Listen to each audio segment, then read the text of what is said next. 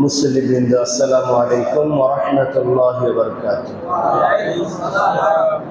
মহান আল্লাহ সুবহানাহু ওয়া তাআলার দরবারে অসংখ্য অগণিত শুকরিয়া জানাচ্ছি যে রব্বুল আলামিন আজকের এই পবিত্র জুমার দিনে দুনিয়ার সকল কাজকর্মকে পিছনে ফেলে রেখে যথাসময়ে আল্লাহ তাআলার ঘরে এসে সালাতুল জুমা আদায়ের পরিবেশে আমাদেরকে বসার তৌফিক দিয়েছেন।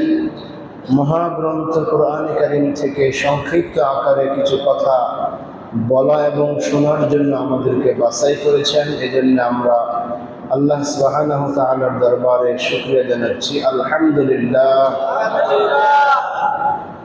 পাশাপাশি লক্ষ কোটি দুরূদ এবং সালাম পেশ করছি আমাদের নবী, আখিরি নবী, সাইয়্যিদুল মুরসালিন মুহাম্মদুর রাসূলুল্লাহ সাল্লাল্লাহু আলাইহি সাল্লামের প্রতি। আল্লাহুম্মা সাল্লি আলা মুহাম্মদ, আল্লাহুম্মা বারিক আলা মুহাম্মদ। সম্মানিত হাজিরিন, মহাগ্রন্থ আল কোরআনের ধারাবাহিক আলোচনায় আজকে আমি তেলাওয়াত করেছি সূরা মারিয়ামের 12 থেকে 15 এই চারটি আয়াতে কারিমে তেলাওয়াত করেছি। আল্লাহ সুবহানাহু ওয়া তাআলার নিকট তৌফিক কামনা করছি তেলাওয়াতকৃত আয়াতে কারিমার আলোকে নির্ধারিত সময়ের মধ্যে প্রয়োজনীয় কিছু কথা বলার জন্য আল্লাহ তাআলা আমাকে যেন তৌফিক দান করেন এবং যারা আমরা শুনছি আমরাও যেন এই কোরআনের আলোকে আমাদের জীবনকে গঠন করতে পারি। আল্লাহ তাআলা আমাদের সকলকে সেই তৌফিক দান করুন, আমিন। সম্মানিত হাজিরিন, আমরা গত জুমাতে আলোচনা করেছিলাম যে হযরত জাকারিয়া আলাইহিস সালাম আল্লাহর কাছে দোয়া করেছিলেন তার একটা সন্তানের জন্য। আল্লাহ তাআলা তার দোয়া কবুল করেছিলেন এবং তাকে কয়েকটা আলামত দিয়েছিলেন। 3 দিন পর্যন্ত কারো সাথে ইশারা ছাড়া কথা না বলা এবং সকাল সন্ধ্যা আল্লাহর জিকির করা, আল্লাহর তাসবিহ পাঠ করা, আল্লাহর নিকট ক্ষমা চাওয়া। এই 3 দিনের এই আমল আল্লাহ দিলেন যাতে করে মানুষ বুঝতে পারে যে জাকারিয়া আলাইহিস সালামকে আল্লাহ তাআলা একটা বিশেষ আমল দিলেন তার এই বৃদ্ধ বয়সে সন্তান দান করার জন্য। আল্লাহ তাআলা তার দোয়া কবুল করেছেন এবং দোয়া কবুল করে তাকে একটি সন্তান দান করেছেন, যেই সন্তানের নাম হলো ইয়াহইয়া আলাইহিস সালাম। কি নাম ছিল? ইয়াহইয়া আলাইহিস সালাম। ইয়াহইয়া শব্দের অর্থ হলো জীবন দানকারী, যাকে জীবন দান করা হয়েছে। অর্থাৎ আমি গত জুমাতে বলেছিলাম যে জাকারিয়া আলাইহিস সালাম দীর্ঘ অনেক দিন দোয়া করেছিলেন। এই তার দোয়ার বদৌলতে এই বৃদ্ধ পিতার ঔরসে আল্লাহ তাআলা এই ইয়াহইয়া আলাইহিস সালামকে জীবন দিয়ে সেখানে জীবিত রেখেছিলেন। এটা আল্লাহ তাআলার একটা বিশেষ কুদরত ছিল। আজকের এই আয়াত থেকে এই 12 নম্বর থেকে 14 নম্বর আয়াত পর্যন্ত 15 নম্বর আয়াত পর্যন্ত ইয়াহইয়া আলাইহিস সালামের কি কি বৈশিষ্ট্য ছিল, কি কি গুণ ছিল, সেই গুণাবলী আল্লাহ তাআলা আলোচনা করেছেন। কারণ যখন জাকারিয়া আলাইহিস সালাম দোয়া করেছিলেন তখন বলেছিলেন যুররিয়াতান তাইয়্যিবাতান, যে আল্লাহ আমাকে আপনি একটি পবিত্র সন্তান দান করুন। এই পবিত্র সন্তান হওয়ার জন্য একজন ব্যক্তির মধ্যে কি কি গুণ থাকা হয়, কি কি গুণ থাকতে হয়, এই গুণাবলী আল্লাহ তাআলা এখানে আলোচনা করেছেন। আজকে আমরা যদি পবিত্র সন্তান হতে চাই, আমরা যদি প্রত্যেকে পবিত্র মানুষ হতে চাই, তাহলে এই সূরা মারিয়ামের এই 12 থেকে 15 এই 4টি আয়াতে যে গুণগুলি আল্লাহ আলোচনা করেছেন, সেই গুণাবলীগুলি, সেই বৈশিষ্ট্যগুলি আমাদের জীবন নিয়ে আসতে হবে। এই জন্য আমি সবাইকে রিকোয়েস্ট করবো একটু মনোযোগী হওয়ার জন্য, মনোযোগ সহকারে শোনার জন্য। আল্লাহ তাআলা আমাদেরকে তৌফিক দান করুন, আমিন। আল্লাহ বলতেছেন ইয়া ইয়াহইয়া খুযিল কিতাবা বিকুওয়া, হে ইয়াহইয়া তুমি কিতাবকে শক্ত করে ধরো। খুযিল কিতাবা বিকুওয়াতি, শক্ত মজবুত করে ধরো। এই আয়াতের মাধ্যমে আল্লাহ তাআলা ইয়াহইয়া আলাইহিস সালামকে ডাইরেক্ট নবুয়তের স্বীকৃতি দিয়েছেন। অর্থাৎ ইয়াহইয়া আলাইহিস সালামের জন্ম কিভাবে হলো, তিনি বাল্যকাল কিভাবে কাটলো, পর্যাপ্ত বয়স হওয়ার আগে তিনি কি করেছেন, এই সমস্ত কোনো বিষয়ে আল্লাহ তাআলা আলোচনা করেন নাই, আলোচনার প্রয়োজন নাই। আল্লাহ তাআলা ডাইরেক্ট বললেন ইয়া ইয়াহইয়া খুযিল কিতাবা, হে ইয়াহইয়া তোমার দায়িত্ব হলো কিতাবকে, অর্থাৎ সমসাময়িক যে কিতাব আছে, তৎকালীন সমসাময়িক কিতাব ছিল তাওরাত কিতাব, যেটা মুসা আলাইহিস সালামের উপর আল্লাহ নাজিল করেছিলেন। এই বনী ইসরাইলের নবী হিসাবে আল্লাহ তাআলা এই ইয়াহিয়া আলাইহিস সালামকে নিয়োগ দিয়ে প্রথম যে কথা বললেন সেটা হলো, তোমার এই জাতির কাছে যে তাওরাত কিতাবটা আছে সেটাকে আঁকড়ে ধরো, শক্ত করে ধরো। এর অর্থ কি? জাবড়া কিতাব ধরে রাখা না, এর অর্থ এই নয়। এর অর্থ হলো এই কিতাবের আলোকে তুমি নিজে চলবা, এক নম্বর কাজ। দ্বিতীয় কাজ হলো, তুমি যেহেতু জাতির নেতা, তুমি যেহেতু জাতির নেতৃত্ব দিবে, তোমাকে সেই নেতৃত্বের কোয়ালিটি দিয়ে আমি তৈরি করেছি। তুমি যেহেতু জাতির নেতা এবং নবী, তোমার কাজ হলো গোটা জাতিকে এই তাওরাতের আলোকে তাদেরকে পরিচালনা করা। সুবহানাল্লাহ। দুনিয়াতে আল্লাহ তাআলা যত নবী রাসূল পাঠিয়েছেন তাদের জন্য যে নির্ধারিত কিতাব দিয়েছেন, অথবা যাদের কিতাব দেন নাই তাদের সমসাময়িক যে কিতাব ছিল, প্রত্যেক নবী রাসূলকে আল্লাহ তাআলা এই হুকুম করেছিলেন যে তুমি তোমার কিতাব অনুযায়ী, আমি আল্লাহ তাআলার পক্ষ থেকে যে বিধান আমি দিলাম কিতাব, সেই কিতাব অনুযায়ী নিজে চলবে এবং জাতিকে চালাবে। এটা প্রত্যেক উম্মতের জন্য এবং নবীর জন্য এটা ফরজ। যেমন সূরা শুরার মধ্যে আল্লাহ তাআলা বলতেছেন যে প্রত্যেক নবীকেই তিনি, একেবারে নূহ আলাইহিস সালাম থেকে শুরু করে, আমরা জানি যে আদম আলাইহিস সালাম প্রথম মানব ছিলেন, নবী ছিলেন, কিন্তু তার কাছে আল্লাহ তাআলা কোনো কিতাব দেন নাই। তাকে শুধুমাত্র সম্মানসূচকভাবে এই প্রাথমিক পর্যায়ে তাকে পৃথিবীতে রেখেছেন। কিন্তু নূহ আলাইহিস সালাম থেকে আল্লাহ তাআলা বিভিন্ন শরিয়া, বিভিন্ন আইন কানুন দিয়েছেন। এই জন্য আল্লাহ বলতেছেন, شرع لكم من الدين ما وصى به نوحا, তোমাদের জন্য একটা দিনকে আমি নির্ধারণ করে দিলাম, একটা দিন তোমাদের জন্য স্থির করে দিলাম। দিন মানে ধর্ম, মানে জীবন বিধান। এই যে আমরা বলি না দিনের পথে আসেন, এর অর্থ হলো অনেক অর্থ। কোরআনে দিন শব্দটা বহু জায়গায় আসছে। লাকুম দীনুকুম ওয়ালিয়া দিন, এখানে দিন আছে। মালিক ইয়াউমিদ্দিন, এখানে দিন আছে। আফা গায়রা দীনিল্লাহি ইয়াবগুনা, এখানে দিন আছে। এরপরে আছে আপনার সূরা সফের মধ্যে আছে যে হুয়াল্লাযী আরসালা রাসূলাহু বিল হুদা ওয়া দীনিল হক, সূরা ফাথের মধ্যে আছে। এরকম বহু জায়গায় এই দিন শব্দটা আছে। সমস্ত জায়গায় কিন্তু এক অর্থে আসে না। কোথাও ধর্ম আসছে, কোথাও আসছে জীবনের কর্মসূচি। যেমন মালিক ইয়াউমিদ্দিন, এই দিন অর্থ হলো হাসরের ময়দানে যেদিন আল্লাহ তাআলা বান্দার কৃতকর্ম পাই টু পাই হিসাব করে বুঝাই দিবেন, এটা হলো ওই অর্থ। লাকুম দীনুকুম ওয়ালিয়া দিন, তোমরা যে ধর্মকর্ম করতেছো সেটা তোমরা করো, আর আমার যে ধর্মকর্ম আমি সেটা করছি। আবার এখানে যে দিন আসছে শারা'a লাকুম মিনাদ দীন, এটা হলো জীবন বিধান। আপনার ব্যক্তি জীবন চলবে কিভাবে, পারিবারিক জীবন চলবে কিভাবে, সমাজ কোন নীতিতে চলবে, রাষ্ট্র কোন নীতি গ্রহণ করবে, পররাষ্ট্রনীতি কী হবে, যুদ্ধনীতি কী হবে, শ্রম নীতি কী হবে, এরকম সমস্ত নিয়ম কানুনগুলি যেখানে দেওয়া হয়েছে তার নাম বলা হয় কি? দিন। এই দিনের পথে চলতে পারলেই শান্তি, ঠিক কিনা? দিনের পথে না চলতে পারলে অশান্তি, চলতে পারলে শান্তি। আল্লাহ বলতেছেন শারা'a লাকুম মিনাদ দীনি মা ওয়াসা বিহি নূহা, আমি নূহ আলাইহিস সালামকে একটা দিন স্থির করে দিয়েছিলাম। ওয়াল্লাযী আওহাইনা ইলাইকা, এবং এই ব্যাপারে আমিও তোমাকে, রাসূলকে বলতেছে কোরআনের আয়াত, যে আমি তোমাকে এই ব্যাপারেও ওই দিনটা স্থির করলাম, যেটা কি মা ওয়াসাইনা বিহি ইব্রাহিম ওয়া মূসা ওয়া ঈসা। আমি মূসা, ঈসা, ইব্রাহিম আলাইহিস সালাম, আল্লাহ তাআলা এখানে চারজন বিশিষ্ট নবীর নাম বলেছেন, নূহ আলাইহিস সালাম থেকে শুরু করে ঈসা আলাইহিস সালাম পর্যন্ত। তার মানে হলো মাঝখানে সবাই।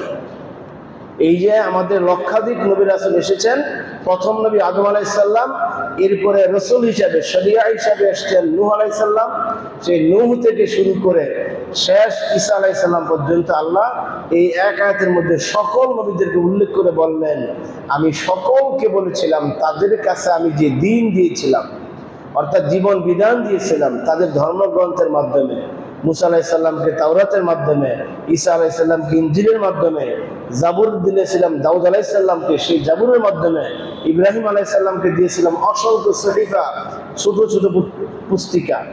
এই সব কিছু দিয়ে আমি প্রত্যেক নবী রাসূলকে এই মর্মে আদেশ করেছিলাম, আন আকিমুদ্দিন ওয়া লা তাতাফাররাকু ফীহি, তোমার এই ধর্মে, তোমার এই দিনে, তোমার এই কিতাবে যে বিধান দেওয়া আছে এই সবগুলি জমিনে প্রতিষ্ঠিত করো। ওয়ালা তাতাফাররাকু ফীহি, এই বিষয়ে তোমরা কোনো প্রকার মতানৈক্য করো না, দলাদলি করো না, দলে দলে বিভক্ত হয় না, ঐক্যবদ্ধভাবে তোমরা এই দিনটাকে প্রতিষ্ঠিত করো। বলে সুবহানাল্লাহ। এটা ছিল সমস্ত নবীদের উপর আল্লাহর ফরমান। এই জন্য সমস্ত নবীরাই এই দিনকে প্রতিষ্ঠিত করার জন্য দাওয়াতি কাজ করেছেন, দাওয়াতি কাজের মাধ্যমে তারা এই দিনকে প্রতিষ্ঠিত করেছেন। এটা সমস্ত নবীদের দায়িত্ব ছিল। এরকম ভাবে ইয়াহইয়া আলাইহিস সালামকে আল্লাহ তাআলা এই দায়িত্ব দিয়ে বললেন, খুযুল কিতাব ইয়া ইয়াহইয়া, হে ইয়াহইয়া তুমি এই কিতাবটাকে ধরো, এই কিতাবটাকে গ্রহণ করো। আমাদের নবী মুহাম্মদ সাল্লাল্লাহু আলাইহি সাল্লাম শেষ নবী, তারপরে আর কোনো নবী আসবে না। এই কোরআন শেষ কোরআন, এই কোরআনের পরে আর কোরআন আসবে না। এই কোরআনেও আল্লাহ তাআলা মুহাম্মদ সাল্লাল্লাহু আলাইহি সাল্লামকে যে দ্বীনে হক, সত্য ধর্ম, সত্য জীবন বিধান, ইসলাম যে সত্য জীবন বিধান দিয়েছেন, এই জীবন বিধানটাকে সমাজে, রাষ্ট্রে, ব্যক্তিগতভাবে সর্বস্তরে প্রতিষ্ঠিত করার জন্য আল্লাহ তাআলা তাগিদ দিয়েছেন কোরআনের 3 জায়গায়। কয় জায়গায়? 3 জায়গায় তাগিদ দিয়েছেন একই আয়াত। এরকম হুবহু একই আয়াত একাধিক জায়গায় খুব কম এসেছে। আল্লাহ বলতেছেন, যেমন সূরা তাওবার 33 নম্বর আয়াত একই আয়াত, সূরা ফাতহের 28 নম্বর আয়াত, সূরা সফের 9 নম্বর আয়াত, একই বক্তব্য। হুয়াল্লাযী আরসালা রাসূলাহু বিল হুদা ওয়া দীনিল হক, তিনি সেই সত্তা যিনি এই নবীকে, এই রাসূলকে অর্থাৎ মুহাম্মদ সাল্লাল্লাহু আলাইহি সাল্লামকে প্রেরণ করেছেন বিল হুদা, একটা হেদায়েত সহকারে, অর্থাৎ আল কোরআন, একটা হেদায়েত সহকারে পাঠিয়েছেন, ওয়া দীনিল হক, এবং একটা সঠিক জীবন ব্যবস্থা। শুধুমাত্র ধর্মীয় কিছু আলোচনা এর মধ্যে আছে, বিষয়টা এরকম নয়, বরং আপনার আমার জীবনে যা কিছু প্রয়োজন সব কিছু দিয়ে আল্লাহ তাআলা কি দিয়েছেন? কোরআন দিয়েছেন, ইসলাম দিয়েছেন। কাজ কি ছিল রাসূলের? লিইয়ুযহিরাহু আলাদ দীনি কুল্লিহি, রাসূলের দায়িত্ব ছিল, অন্যতম দায়িত্ব ছিল এই সমাজের মধ্যে কোরআনটাকে প্রতিষ্ঠা করা। এবং রাসূল পাক সাল্লাল্লাহু আলাইহি সাল্লাম মদিনায় হিজরত করে গিয়ে ইসলামী রাষ্ট্র ঘোষণার মাধ্যমে এই কোরআনকে তিনি শতভাগ প্রতিষ্ঠিত করেছেন। বলেন সুবহানাল্লাহ। শতভাগ প্রতিষ্ঠিত করেছেন, একটা ভাগও বাকি ছিল না, একেবারে পুরোপুরি। আল ইয়াউমা আকমালতু লাকুম দীনাকুম, আল্লাহ তাআলা এই আয়াত নাজিল করে বিদায় হজের ভাষণের পর একটা আয়াত নাজিল করে মানুষদেরকে জানায় দিলেন যে আজকের দিনে এই 10ম হিজরিতে, এই 10ই জিলহজ মাসের 10 তারিখ 9 তারিখে আরাফার ময়দানে তোমাদেরকে আমি এই জীবনটাকে পরিপূর্ণ করে দিলাম। বলেন সুবহানাল্লাহ। দিয়ে আল্লাহ বললেন, এখন তোমার কাজ হলো লিইয়ুযহিরাহু আলাদ দীনি কুল্লিহি, পৃথিবীতে যত মতানৈক্য আছে, যত মতবাদ আছে, মানুষের তৈরি যত বিধান প্রতিষ্ঠিত আছে, এই সমস্ত বিধানকে পরিবর্তন করে এই কোরআনের বিধানটাকে তুমি এখানে প্রতিষ্ঠা করবে। এই দায়িত্ব আল্লাহ কাকে দিলেন? মুহাম্মদ সাল্লাল্লাহু আলাইহি ওয়াসাল্লামকে দিলেন। তিনি চলে গেছেন, কিয়ামত পর্যন্ত আল্লাহর এই কোরআন আছে। কিয়ামত পর্যন্ত আমাদের দায়িত্ব হবে যেখানে আল্লাহর বিধান প্রতিষ্ঠিত নেই, যেখানে আল্লাহর বিধানের বিপরীতে মানুষ চলছে, সেখানেই মানুষগুলোকে এই দিনের দিকে আহ্বান করা, দাওয়াত দেওয়া, কি সকাল কি বিকাল কি রাত কি দিন, যেখানে অন্যায় হবে সেখানে এই ন্যায়ের পথে মানুষকে দাওয়াত দেওয়া। এই দাওয়াত দেওয়ার মাধ্যমে চূড়ান্ত পর্যায়ে একসময় মানুষকে আল্লাহর দিকে পরিপূর্ণভাবে নিয়ে আসা, এটা আমাদের জন্য, সবার জন্য ফরজ, ঠিক কিনা? এর নাম হলো দাওয়াতি কাজ করা। এটা সবার জন্য ফরজ, হোক সে ধনী, হোক সে গরিব, হোক সে আলেম, হোক সে ইমাম, হোক মুয়াজ্জিন, হোক মুসল্লি। এটা আমার জন্য ফরজ, আপনার জন্য ফরজ। এই সত্য বিধানকে প্রতিষ্ঠা করার জন্য মানুষকে আহ্বান করা, সত্যের দিকে আহ্বান করা, এটা আল্লাহ তাআলা সবাইকে বলেছেন। এই সবার মাধ্যমে এই কাজটা করতে হবে। এরপরে এই আয়াতের শেষ অংশে আল্লাহ বলতেছেন, ইয়া ইয়াহইয়া খুযুল কিতাবা বিকুওয়া, এরপর আল্লাহ বলতেছেন ওয়া আতাইনাহুল হুকমা সাবিয়্যা, আমি আল্লাহ তাআলা এই ইয়াহইয়া আলাইহিস সালামকে, যাকে জাকারিয়া আলাইহিস সালাম দীর্ঘ অনেক দিন দোয়া করে পেয়েছিলেন, সেই ইয়াহইয়া আলাইহিস সালামের মধ্যে আমি কয়েকটা বিধান আমি দিয়েছিলাম, হুকুম দিয়েছিলাম, অর্থাৎ হুকমা, ইজতিহাদ করার মতো শক্তি আমি তাকে দিয়েছিলাম।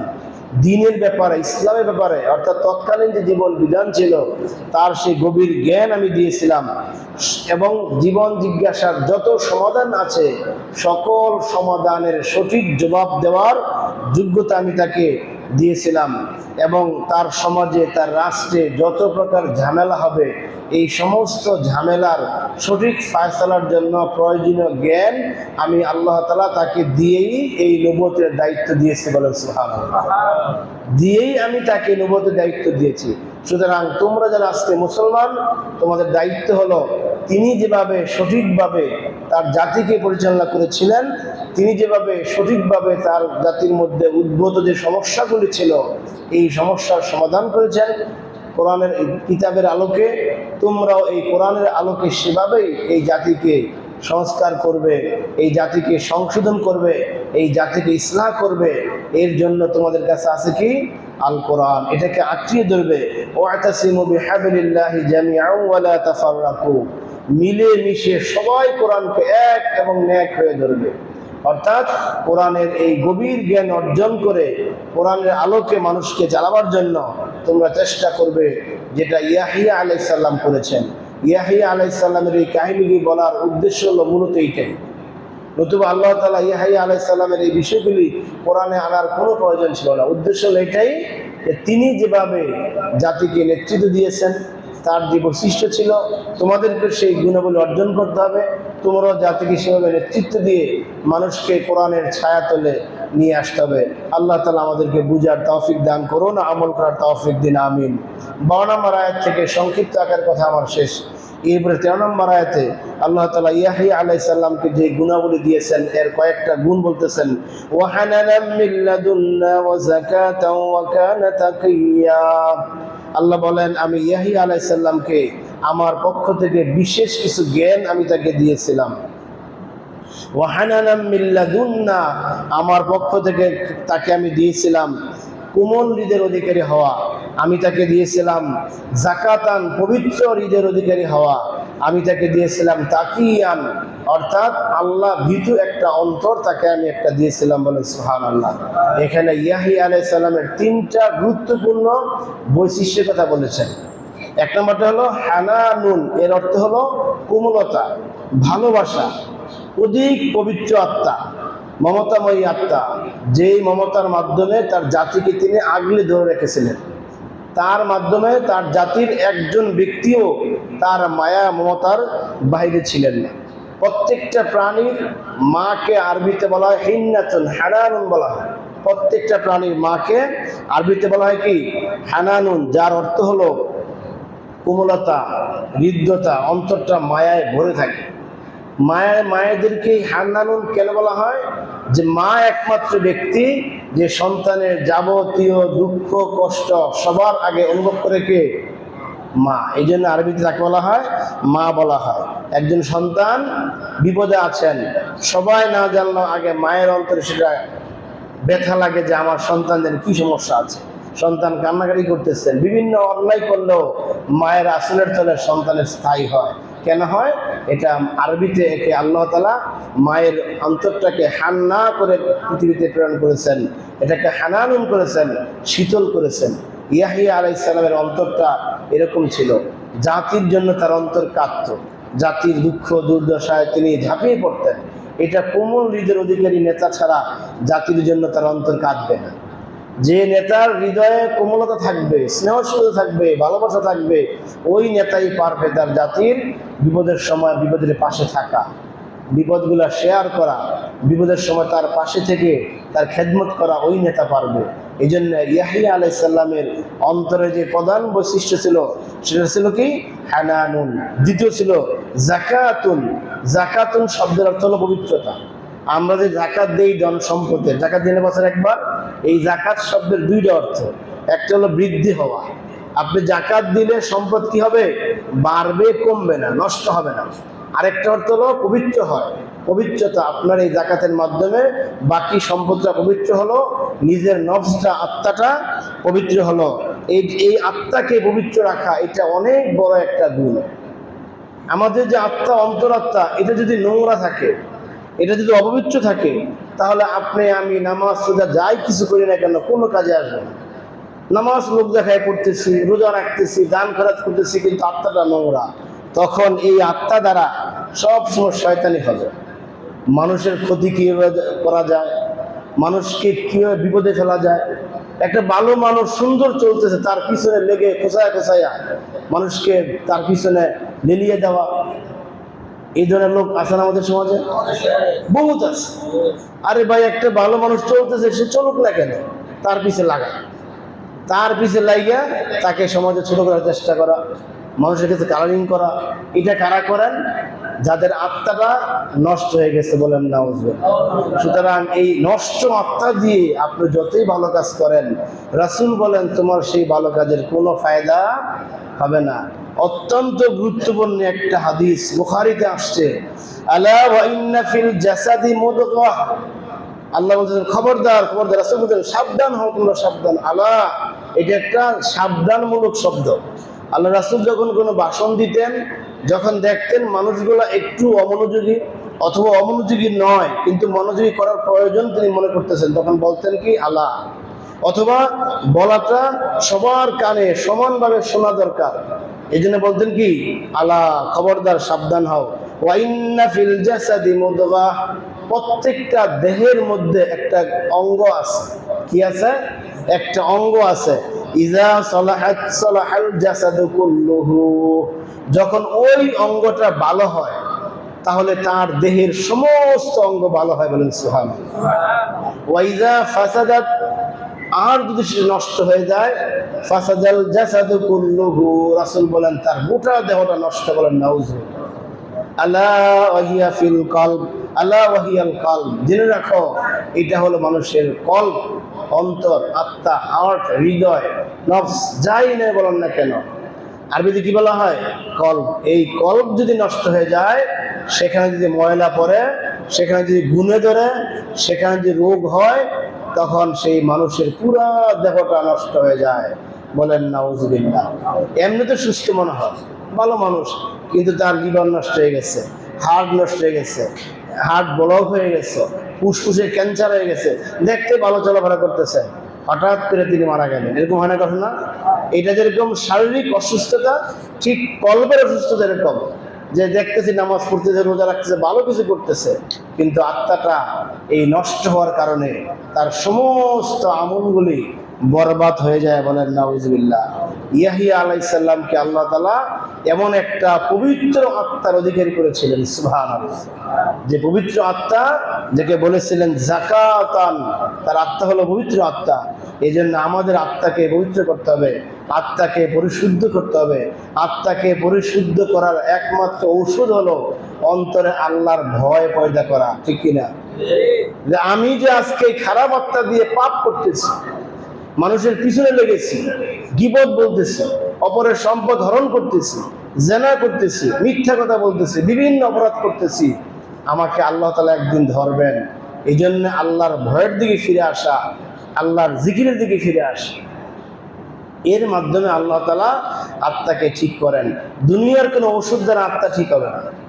আপনি দুনিয়ার কোনো ঔষধের মাধ্যমে আপনার অঙ্গ প্রত্যঙ্গের রোগ ঠিক হবে। হার্ট নষ্ট হয়ে গেছে, এটা ভালো হতে পারে রিং ঢুকাইলে। কিডনি নষ্ট হয়ে গেছে, আল্লাহ যদি হায়াতে রাখেন তাহলে এটা ট্রান্সফার করলে ভালো হতে পারে। ফুসফুস ক্যান্সার হয়ে গেছে, অর্ধেক এটা ফেলাই দিছে, হায়াত রাখলে বাকি অর্ধেক দিয়ে চলতে পারেন। কিন্তু আত্মা যদি নষ্ট হয়ে যায়, আপনার এই দুনিয়াতে সব যা করবেন সব কিছু বরবাদ হয়ে যাবে। এই জন্য এই আত্মাকে পরিশুদ্ধ করার জন্য সেই আত্মার মধ্যে কি লাগবে? আল্লাহর ভয় লাগবে। লাগবে কি না? আত্মার মধ্যে আল্লাহর ভয় লাগবে। এই জন্য ইয়াহিয়া আলাইহিস সালামের তৃতীয় যে গুণটা বলেছেন সেটা হলো কি? ওয়াকানা তাকিয়া, তিনি ছিলেন আল্লাহকে ভয় করার মতো একজন আত্মাওয়ালা ব্যক্তি, বলেন সুবহানাল্লাহ। ওয়াকানা তাকিয়া, তিনি ছিলেন আল্লাহর ভয়ে সব সময় তিনি কাঁদতেন, সব সময় তিনি আল্লাহর ভয়ে নিজেকে তিনি আল্লাহর ভয়ে তিনি কম্পমান থাকতেন।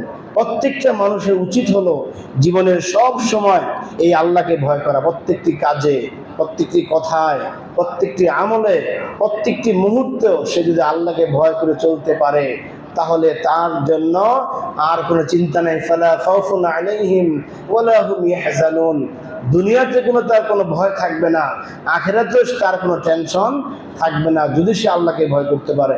এই জন্য সূরা আল ইমরানের 102 নম্বর আয়াতে আল্লাহ বলতেছেন, ইয়া আইয়ুহাল্লাযীনা আমানুত্তাকুল্লাহা হাক্কা তুকাতিহ, হে ঈমানদাররা, যারা নিজেদেরকে ঈমানদার বলে দাবি করছো, তোমরা আমি আল্লাহকে যথার্থভাবে ভয় করো। অর্থাৎ যেই মানের ভয় করলে তুমি মুসলমান হতে পারবে। বলে তামুতুন্না ইল্লা ওয়া আনতুম মুসলিমুন, আয়াতের পরের অংশে বলতেছেন, মুসলমান না হয়ে আমার কাছে এসো না, মুসলমান না হয়ে তুমি মৃত্যুবরণ করো না। যেই মানের ভয় তোমার অন্তরের মধ্যে থাকলে, তোমার আত্মার মধ্যে থাকলে তুমি মুসলমান হতে পারবে, এই মানের ভয় তুমি তোমার অন্তরে রাখো, এটা আল্লাহর নির্দেশ। আল্লাহ তাআলা সূরা হুজরাতে বলতেছেন, সূরা আহজাবে, ইয়া আইয়ুহাল্লাযীনা আমানুত্তাকুল্লাহ, হে ঈমানদাররা আল্লাহকে ভয় করো, কুলু কাওলান সাদীদা, সত্য কথা বলো, যেখানে যেটা বলার সেটা বলো, হক কথা বলো। এই হক কথা সত্য কথা বলতে গিয়ে তোমার চাকরি গেলে চাকরি চলে যাবে, এই হক কথা সত্য কথা বলতে গেলে তোমার মাতবরি কমলে কমুক, তারপরও তোমাকে সত্য কথা বলতে হবে। কার নির্দেশ? আল্লাহ নির্দেশ। ওয়ালা তালবিসুল হাক্কা বিল বাতিল, সত্য মিথ্যাকে কখনো মিশ্রণ করবে না, এটা আল্লাহর নিষেধ, এটা মিশ্রণ করা যাবে না।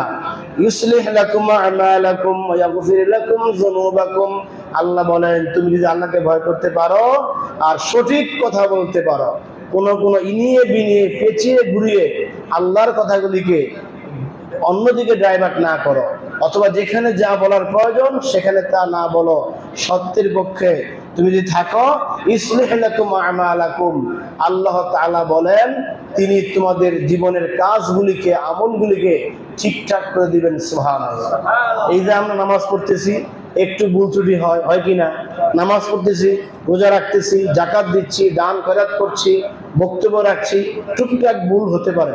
আল্লাহ বলেন তোমার ভিতরে যদি আমি আল্লাহর ভয় থাকে এবং তুমি যদি সঠিক কথা সব জায়গায় বলতে পারো, তাহলে সাদিদা ইউসলিহ লাকুম আমালাকুম, তাহলে আল্লাহ তাআলা তোমার আমলগুলিকে ঠিকঠাক করে দিবেন। বলেন সুবহানাল্লাহ।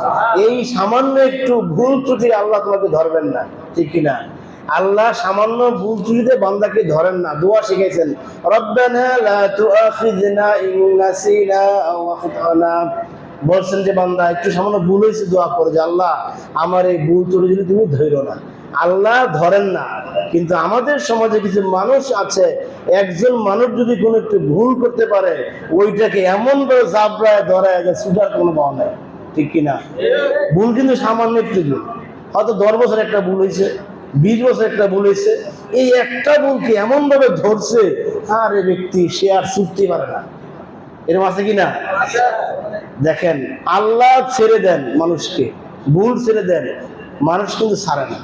এই মানুষকে আল্লাহ যখন ধরবেন তাকেও কেউ ছাড়াতে পারবে? এই জন্য খবরদার, আপনি মানুষকে ক্ষমা করতে শিখুন। মুত্তাকি, আল্লাহর ভয় যাদের ভিতরে আছে তাদের একটা গুণের কথা আল্লাহ তাআলা সূরা আল ইমরানের 134 কিংবা 132 নম্বর আয়াতে আল্লাহ বলেছেন, ওয়াল কাযিমিনাল গায়যা ওয়াল আফিনা আনিন নাস, যে ব্যক্তি নিজের রাগকে সংবরণ করতে পারে এবং অধীনস্থকে ক্ষমা করতে পারে সে হলো মুহসিন। বলেন সুবহানাল্লাহ। আলী রাদিয়াল্লাহু তাআলা আনহু ওযু করবেন, তার যে দাস ছিল সে ওযুর পানি ঢেলে দিচ্ছিল। এই ঢেলে দেওয়ার সময় ওযুর পানিটা ভুলবশতভাবে, অবহেলাবশতভাবে এই আলী রাদিয়াল্লাহু তাআলা আনহুর পায়ের মধ্যে না পড়ে তার হাঁটুতে পড়ে গেছে, পা দুইতেছে, হাঁটুতে পড়ে গেছে, এখন তার জামা ভিজে গেছে। উনি এমন রাগ হইলেন, ওই দাস ছিল শিক্ষিত দাস, তিনি যখন বললেন ওয়াল কাযিমিনাল গায়জ, যে আল্লাহ তাআলা ভালো মানুষের গুণের কথা বলেছেন, তার রাগকে সে দমায় রাখে। বলে সুবহানাল্লাহ।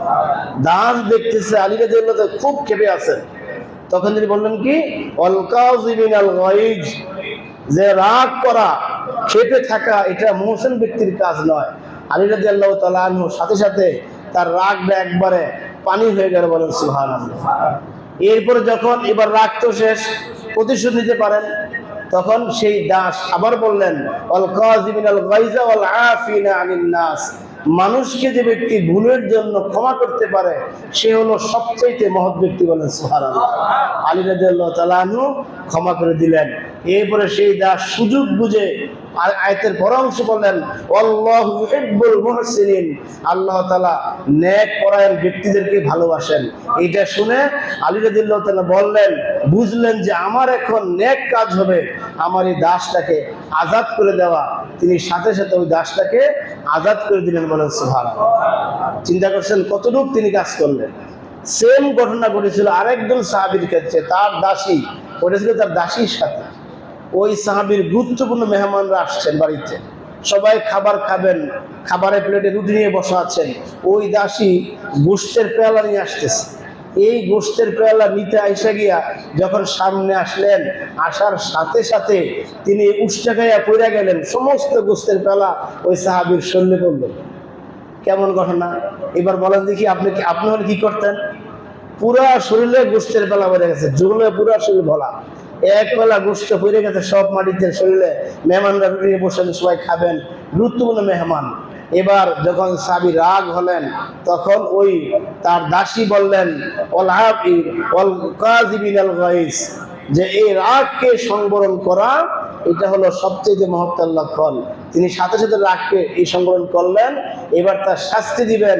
সেই শাস্তি যখন দেওয়ার মুহূর্ত হলো তখন তিনি বললেন, ওয়াল আফিনা আনিন নাস, মানুষকে ক্ষমা করে দেওয়া এটা আরো বড় মহত্বের লক্ষণ।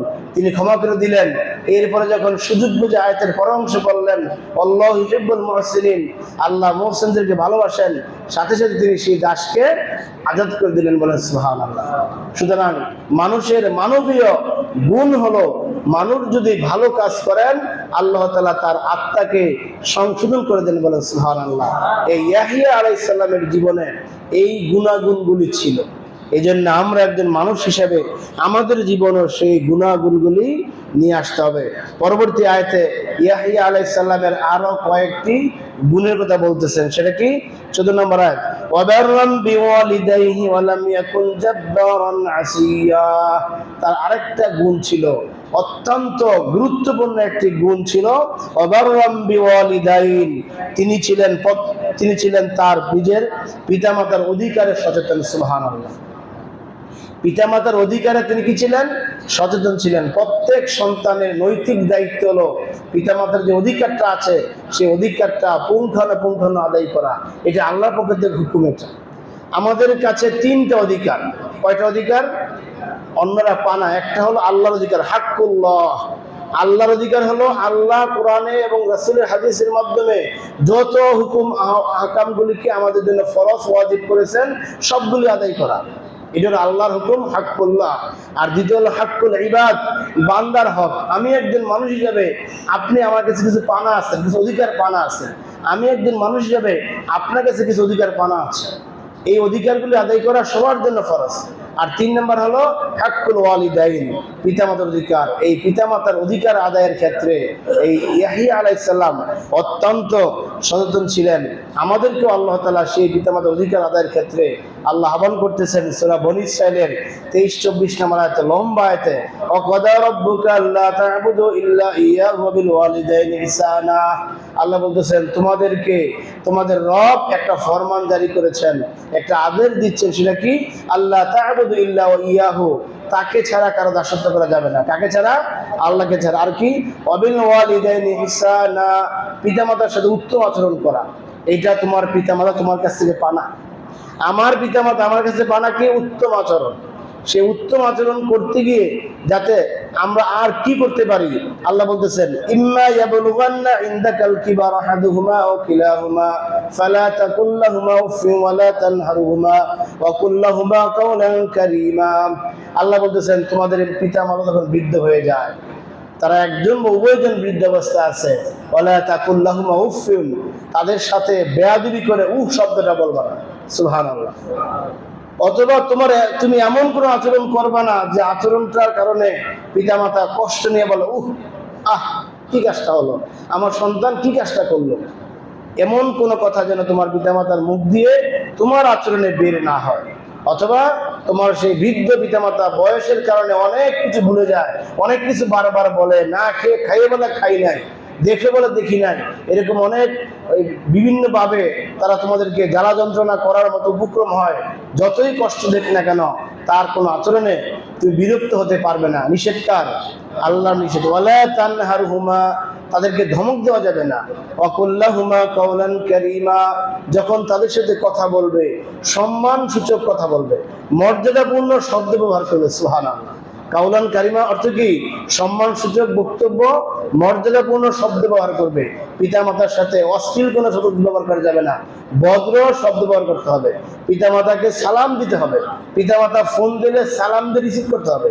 আমরা এই কাজটা ভুল করি, দুনিয়ার সবাইকে সালাম দেই, বাপ মারে সালাম দেই না। এই দোষটা আছে না? আরে বাবা, সালামের বেশি অধিকার তো আপনার পিতামাতা। সালামের মাধ্যমে আপনি কি করতে চান? আসসালামু আলাইকুম ওয়া রাহমাতুল্লাহ অর্থ কি? যে আল্লাহর পক্ষ থেকে আপনার উপর শান্তি এবং রহমত বর্ষণ হোক। এর চেয়ে ভালো দোয়ার কি হতে পারে? ঠিক না? অথচ আমরা এটা যাকে চিনি না চিনি তাকে সালাম দেই, কিন্তু বাপ মাকে সালাম দেই না। না, বাপ মাকে সালাম দেওয়া লাগবে, সন্তানদেরকে সালাম দেওয়া লাগবে, স্ত্রীদেরকে সালাম দেওয়া লাগবে। সালামের মাধ্যমে তাদের সাথে আপনাদের মহব্বত, হৃদ্যতাপূর্ণ সম্পর্কটা বাড়বে। এই হযরত ইয়াহইয়া আলাইহিস সালাম সেই পিতামাতার ব্যাপারে সচেতন ছিলেন। সম্মানিত হাজিরিন, আল্লাহ তাআলা এই পিতামাতার অধিকারটা আল্লাহর পরেই দিয়েছেন। সুবহানাল্লাহ। আল্লাহ বলতেছেন ওয়া'বুদুল্লাহ ওয়া লা তুশরিকু বিহি শাইআ ওয়া বিল ওয়ালিদাইনি ইহসানা, আল্লাহর দাসত্ব করো, তার সাথে কাউকে শরীক করো না, আর পিতামাতার সাথে উত্তম আচরণ করো। সুবহানাল্লাহ। অর্থাৎ আল্লাহর দাসত্ব করার পরেই তোমার যেই কাজটা, সেই কাজটা হবে পিতা মাতার সাথে উত্তম আচরণ করা। তোমার কাছে সবচেয়ে উত্তম আচরণ পাওয়ার অধিকার হলো তোমার পিতা মাতা, এরপরে বাকিরা পাবে। কিন্তু আমরা অনেক সময় এর বিপরীত দৃশ্য দেখি। পিতা মাতার খোঁজ খবর নাই, অন্যকে নিয়ে খুব বেশি বাড়াবাড়ি, নিজের নেতাকে নিয়ে খুব বাড়াবাড়ি, নিজের পীর সাহেবকে নিয়ে খুব বাড়াবাড়ি, নিজের ভক্তবৃন্দদেরকে নিয়ে খুব বাড়াবাড়ি, অথচ পিতা মাতার প্রতি তেমন করে নজর দেওয়া হয় না। রাসূল বলেন যে রিদাল্লাহ ফি রিদাল ওয়ালিদাইন, বুখারীর হাদিস, তিরমিজির হাদিস, এসে বলতেছেন রিদা আল্লাহি ফি রিদাল ওয়ালিদাইন, আল্লাহর সন্তুষ্টি হলো পিতামাতার সন্তুষ্টির উপর। বলেন সুবহানাল্লাহ। তোমার উপর পিতামাতা সন্তুষ্ট আছে, তোমার মৃত্যু হয়েছে, তোমার জীবনে কিছু ভুল ত্রুটি থাকলেও আল্লাহ তাআলা পিতামাতার সন্তুষ্টির কারণে তোমাকে মাফ করে দিবেন। সুবহানাল্লাহ। এরপর কি আছে? ওয়াসাখাতুল্লাহি সাখাতুল ওয়ালিদাইন, পিতামাতার অসন্তুষ্টি হলো আল্লাহ অসন্তুষ্ট। তুমি মারা গেলা, পিতামাতা অসন্তুষ্ট, অথবা তোমার উপর কষ্ট নিয়ে পিতামাতা মারা গেছে, তোমার যত ভালো আমল থাকুক না কেন, এই পিতামাতা তোমার উপর কষ্ট থাকার কারণে, তোমার উপর রাগ করে দেওয়ার কারণে, তোমার উপর অসন্তুষ্ট হয়ে যাওয়ার কারণে আল্লাহ অসন্তুষ্ট। আর যে ব্যক্তি আল্লাহর অসন্তুষ্ট, সেই ব্যক্তিকে আল্লাহ জান্নাত দিবেন না। এই জন্য প্রত্যেকের জরুরি হলো পিতামাতার হক আদায় করা, পিতামাতার সাথে ভালো আচরণ করা, পিতামাতার সাথে উত্তম ব্যবহার করে সম্মান সূচক কথা বলে পিতামাতার মনকে জুগিয়ে চলা। আল্লাহ তাআলা আমাদেরকে তৌফিক দান করুন, আমিন। এই ইয়াহইয়া আলাইহিস সালামের আরেকটা গুণের কথা এই আয়াতে বলতেছে, সেটা কি? ওয়ালাম ইয়াকুন জাব্বারান আসিয়া, তার আরেকটা গুণ ছিল যে তিনি কোনো ঔদ্ধত্য, অহংকারী ছিলেন না। তিনি অহংকারী ছিলেন না এবং তার দ্বারা কোনো গুনাহের কাজ হয় নাই। তিনি কাউকে ধোঁকা দিতেন না। বলেন সুবহানাল্লাহ। ধোঁকা দেওয়াটা এটা মারাত্মক একটা অন্যায় কাজ। রাসূল বলেছেন ফালাই মান গাশশা ফালাইসা মিন্না, যে ব্যক্তি মানুষকে ধোঁকা দেয়, প্রতারণা করে, হঠকারিতা করে, সে আমার দলভুক্ত নয়। ধোঁকার সংজ্ঞা আপনারা সকলেই জানেন, প্রতারণার সংজ্ঞা আপনারা সকলেই জানেন, হঠকারিতার সংজ্ঞা আপনারা সকলেই জানেন। এই জন্য এখানে ব্যাখ্যার প্রয়োজন নেই। এই জন্য আমরা জীবনে কাউকে ধোঁকা দিব না, আমরা জীবনে কার প্রতি হঠকারিতা করব না। হঠকারিতা করলে, ধোঁকা দিলে, প্রতারণা করলে রাসূল বলেছেন ফালাইসা মিন্না, সে আমার দলভুক্ত নয়। আমার দল, রাসূলের দল কোনটা? ইসলামের অন্তর্ভুক্ত হওয়া, মুসলমান হওয়া, মুমিন হওয়া, মুত্তাকি হওয়া, মুহসিন হওয়া। রাসূল দলের এই চারটা স্তর, আল্লাহ রাসূলের দলের চারটা স্তর। মুহসিন হওয়া সর্বোচ্চ স্তর, এরপর নিচের স্তর মুসলমান হওয়া, এর মুত্তাকি হওয়া, এরপরে স্তর মুসলমান হওয়া, একবারে নিম্ন স্তর হলো মুমিন হওয়া। এই চারটা স্তরের কোনো একটা স্তরে কেউ থাকতে পারবে না যদি সে মানুষকে ধোঁকা দেয়।